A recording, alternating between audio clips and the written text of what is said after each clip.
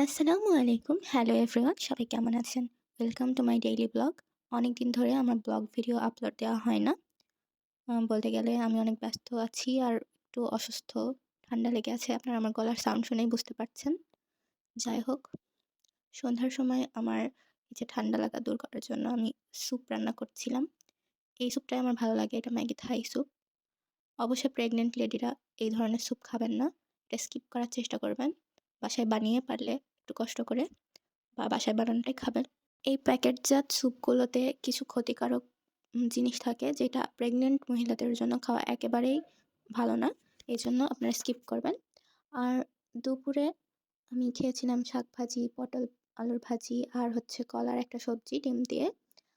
আলহামদুলিল্লাহ। আর রাতে অনেক পদে ভর্তা বানিয়েছিলাম। কালো জিরার ভর্তা, ধনিয়া পাতার ভর্তা, বড়ির ভর্তা আর এটা হচ্ছে একটা মাছ ছিল। আর হচ্ছে ডাল দিয়ে একটা মিক্সড সবজি। আলহামদুলিল্লাহ।